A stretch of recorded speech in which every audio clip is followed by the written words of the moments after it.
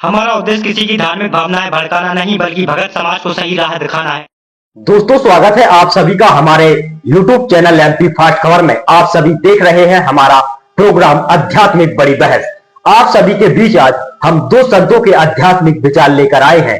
इन आध्यात्मिक विचारों से जानेंगे कि हमें अपने युवा बच्चों की शादी किस तरह के घरों में करनी चाहिए। जब अनिरुद्धाचार्य जी महाराज जी से उनके एक शिष्य ने उनसे सवाल किया कि महाराज जी, हम अपने बच्चों की शादी किस तरह के घर परिवार में करें, तो इसको लेकर क्या थे अनिरुद्धाचार्य जी महाराज जी के विचार और क्या हैं संत रामपाल जी महाराज जी के विचार, आप सभी के समक्ष हम दोनों संतों के विचार एक एक करके रखने वाले हैं। तो आप सभी को हमें इस वीडियो को अंत तक देखना है और हमें इस वीडियो से संबंधित राय अपनी कमेंट बॉक्स में आप सभी अवश्य दें। तो चलिए करते हैं वीडियो स्टार्ट और सबसे पहले सुनते हैं विचार श्री अनिरुद्धाचार्य जी महाराज जी के। शादी कहाँ करनी चाहिए? पद्म पुराण में लिखा, लड़की के लिए योग्य वर चाहिए। कैसा चाहिए? योग्य वर। लड़की गोरी है, लड़की का रंग साफ है, तो लड़का भी वैसा ही हो, मिलता जुलता गोरा ही। अब ये नहीं कि लड़की बहुत गोरी है, सुंदर, और लड़का ले आए कोयला। हाँ, ऐसी जोड़ी नहीं बनानी चाहिए। माँ बाप ने, अब आप कहेंगे महाराज जी भगवान के घर से बन के आती है। भाई साहब, बन के तो आती है भगवान के घर से, सही है, पर फिर भी तो भगवान ने माता पिता को जिम्मेदारी दी है कि नहीं, कि तुम लड़का ढूंढना, तुम लड़की ढूंढना। तो ढूंढो तो अच्छा, फिर भाग्य में जो होगा तो आखिर मिलेगा ही नहीं। लड़का, पद्म पुराण में लिखा है, जो माँ बाप लड़की के प्रतिकूल विवाह कर देते हैं उन माँ बाप को पाप लगता। लड़की सुंदर है तो लड़का भी थोड़ा सुंदर लाओ, लड़का सुंदर है तो लड़की भी थोड़ी सुंदर लाओ। लड़की सांवली है तो लड़का भी सांवला चलेगा, लड़का गोरा है, लड़का बहुत सुंदर है तो लड़की भी अच्छी लाओ। जोड़ी अच्छी हो, खड़े हो तो अच्छा लगे, क्योंकि हर जोड़ी में राम सीता का दर्शन होना चाहिए। ये राम जी है, सीता जी। हर जोड़ी में राधा और कृष्ण का दर्शन होना चाहिए, है ना। इसलिए जोड़ी अनुकूल हो, ऐसा हम नहीं कहते, शास्त्र कहते हैं। शास्त्र कहते हैं लड़की का विवाह वहां करना, ज्यादा बड़े आदमी के घर लड़की का विवाह ना कर देना। शास्त्र ये भी कहते हैं विवाह बराबर वालों के संग करना चाहिए। मेरी छोटी सी झोपड़ी है तो छोटी सी झोपड़ी जैसा घर मेरा है वैसा ही घर बेटी के लिए ढूंढो। ज्यादा सोने के महल ना ढूंढ लेना, नहीं तो आपकी बेटी वहां जाएगी तो वो लोग ताने मारेंगे। तेने बाप के राज में देखा है कभी? गरीब बाप की बेटी बड़े घर में चली जाती है ना, तो बड़े लोग ताना जरूर मारते हैं। तुमने बाप के घर में देखा है? इसलिए साहब, बड़े लोगों से, बराबर वालों से समझौता संबंध करो, ताकि ये ताना सुनने को ना मिले कि तुमने बाप की राज में। भाई बराबर वाले से करोगे तो वो ये ताना मारेगा नहीं, क्योंकि जो तू खाता है वही हम खा के आए हैं। दर्शकों, अभी आप सभी ने सुने श्री अनिरुद्धाचार्य जी महाराज जी के आध्यात्मिक विचार। आइए अब जानते हैं संत रामपाल जी महाराज जी के आध्यात्मिक विचार। फिर हमारे जो आपस में संस्कार हैं वो हल्के हो जाएंगे प्रभु की कृपा से, क्योंकि ये परमेश्वर कबीर देव, ये परम अक्षर ब्रह्म हमारे प्रारब्ध में परिवर्तन कर सकता है, हमारे संस्कारों को हल्के करके उनको निमटवा देता है। अब क्या होगा, जैसे परमात्मा परम शक्ति है, ये हमारे संस्कारों को भी प्लस माइनस करके सेट कर देता है। इसलिए तो तभी तो हम सुखी होंगे। जैसे हमारे प्रारब्ध में कोई ज्यादा कष्ट है और उसको परमात्मा की भक्ति से, परमात्मा के आशीर्वाद से वो हल्की हो जाएगी। कहते हैं सतगुरु शरण में आने से आई टले बला, और जय मस्तिष्क में सूली हो वह कांटे में टल जा। अभी क्या परंपरा बनी हुई थी समाज में, अभी भी बहुत है लड़की के विवाह को एक मुकदमा बना रखा था, एक समस्या बना रखी थी, और इसी कारण से बेटियों से नफरत बढ़ने लगी थी, क्योंकि उसके विवाह में बहुत खर्च की आवश्यकता, बहुत पैसे की आवश्यकता पड़ने लगी थी। ये लालची लोग दहेज के चक्कर में जुल्म करने लगे थे। और वो होता क्यों है? क्योंकि जैसे बहुत से ऐसे व्यक्ति हैं जो पैसे ले लेते हैं, देते नहीं, धोखा कर देते हैं, वो उनको अगले जन्म में वो देना पड़ेगा,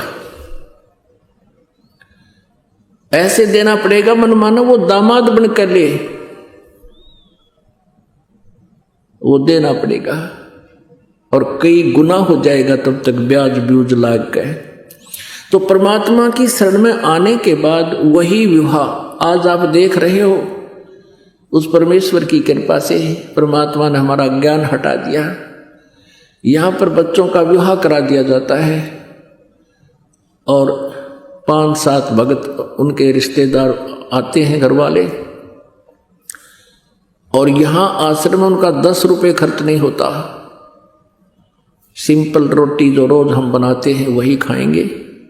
ये ड्रामाबाजी हमने नहीं करनी, बच्चों का संयोग परमात्मा जोड़ता है। हमारे इस नाटकबाजी से विवाह नहीं होता, विवाह तो मालिक ने कर रखा होता है। और वचन से बच्चे एक दूसरे से जोड़े जाते हैं। जो लाखों रुपए में विवाह हुआ करता था, यहाँ वो फ्री ऑफ कॉस्ट हो रहा है। तो संस्कार चेंज कर दिए परमात्मा ने, वो हमारा लेन देन खत्म कर दिया, और एक न्यारी उमंग होती है ऐसे सिंपल ब्याह करने में। तो पुण्यात्माओं, जिनके संतान नहीं है और ये भक्ति मार्ग जिनको मिल गया, उनको विश्वास भगवान पर हो गया कि जो मालिक कहता वो सही है, उनका कल्याण तो होया पड़ा है। और दूसरे जिनकी दृढ़ विश्वास मालिक पर हो गया, संतान भी है, बच्चा ने भी लाओ लाइन पर, कल्याण उनका भी गारंटीड है। लेकिन हमने यहीं तक सीमित नहीं रहना चाहिए कि हमारे संतान नहीं हुई।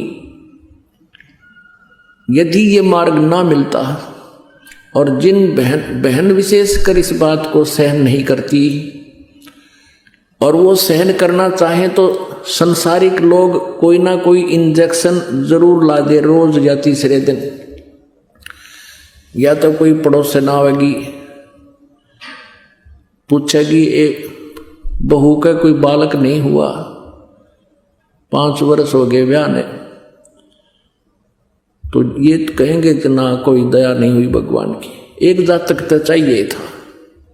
अब वो तो इंजेक्शन ला कर चली जा, पाछे तो वो पुत्र वो धू वो बेटी बहुत देर तक रोती है, सोचती है भगवान मेरे से क्या गलती बन गई, मुझे संतान क्यों नहीं मिली। एक संतान मिल जाती दुनिया का मुंह बंद हो जाता। अब यदि ये ज्ञान समझ में आ जाता फिर तो बातें खत्म होगी, कोई कुछ भी बांटो, कहीं जाएगा तो नींद में बांट रहे हैं कहते रहेंगे। और यदि ये मार्ग नहीं मिलता, उन बहनों के साथ क्या बनता है, वो अंतिम श्वास तक वो क्या करते हैं कि लास्ट में फिर जिनका संतान नहीं है, ज्ञानहीन भक्तिहीन प्राणी, वो क्या करेंगे, कोई बच्चा गोद लेंगे, लड़का किसी भाई का या बहन का या कोई रिश्तेदार का, यो एक छड़ा और गाड़ेंगे छाती पे। और फिर क्या होगा, अब तो बात तो बिगड़ रही है, क्योंकि संसार का बहुत व्यवहार बिगड़ गया बच्चों का।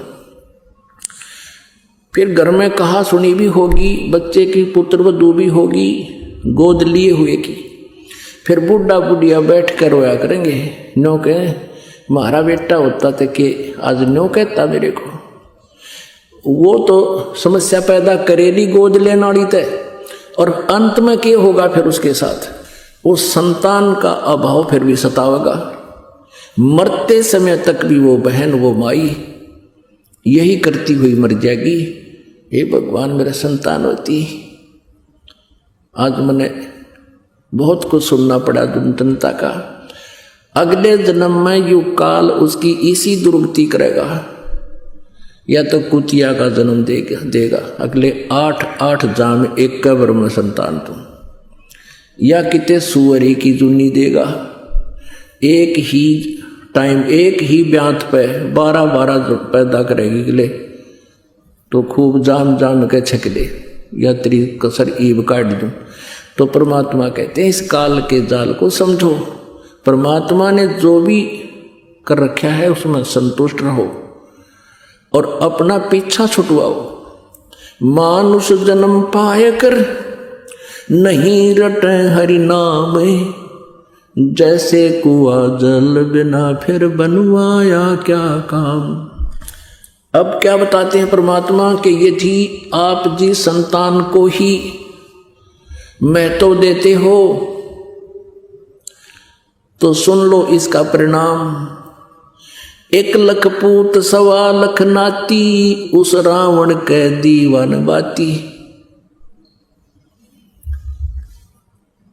अब क्या बताते हैं परमात्मा कि रावण के 1 लाख पुत्र थे और 1.25 लाख उसके रिश्तेदार थे, बड़े बड़े जो है ना पैसे वाले और बड़े सूरवीर।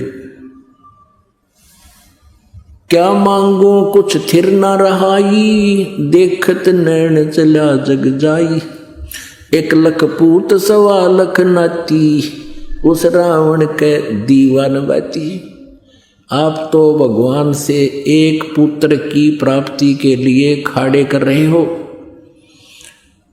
एक आशा लेकर आते हो। परमात्मा बताना चाहते हैं कबीर साहब जी के उस रावण के 1 लाख पुत्र थे और काल ने वह भी खा लिए, उसके कोई दीवा लाने वाला भी शेष नहीं है आज उसका दीवान बाती। इसलिए इस काल की व्यवस्था से अपने विचारों को ऊंचा उठाओ।